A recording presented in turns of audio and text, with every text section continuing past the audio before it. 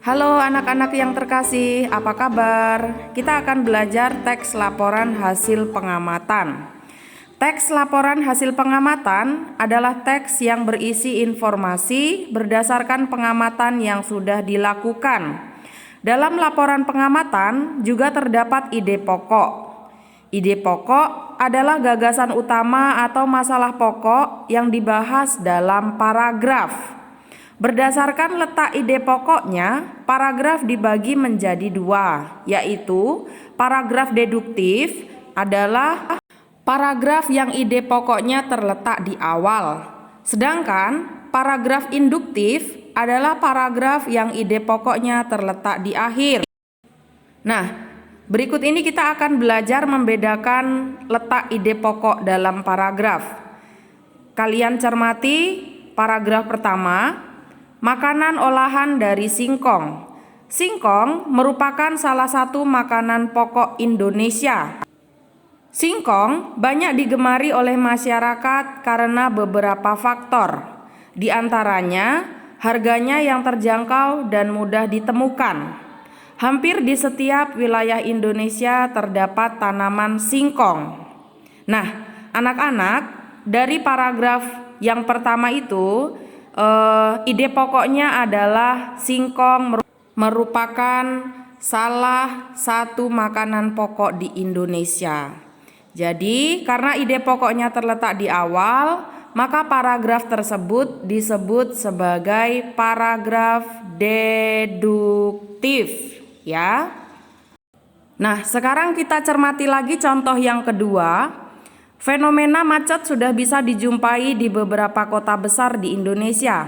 Hal tersebut dapat dikarenakan beberapa sebab, di antaranya adalah volume kendaraan yang sudah tinggi dan melampaui target dan kapasitas jalan.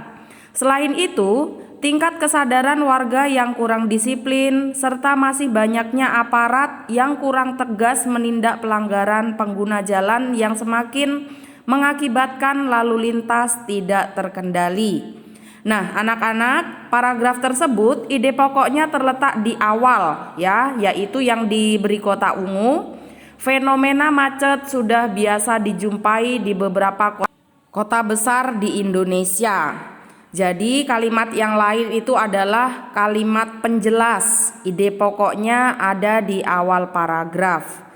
Nah, berdasarkan letak ide pokoknya, maka paragraf tersebut disebut sebagai paragraf deduktif.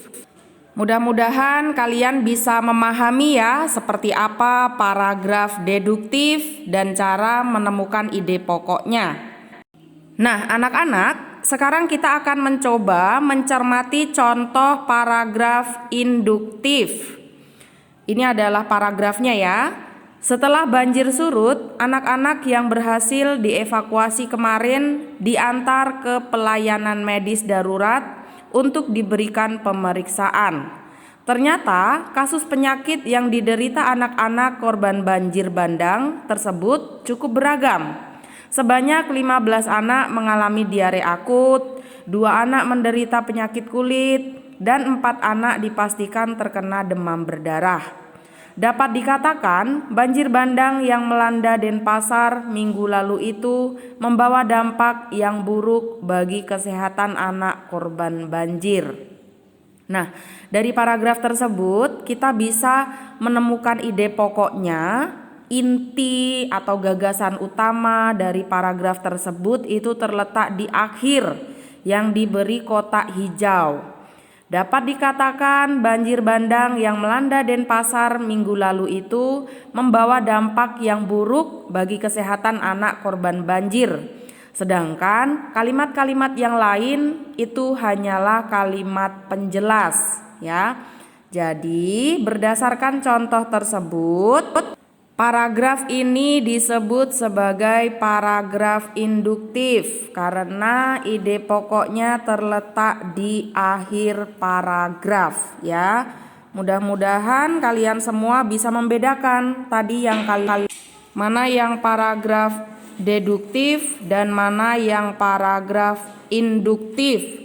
Kuncinya adalah jika ide pokoknya di awal itu disebut deduktif, sementara jika ide pokoknya terletak di akhir itu disebut induktif.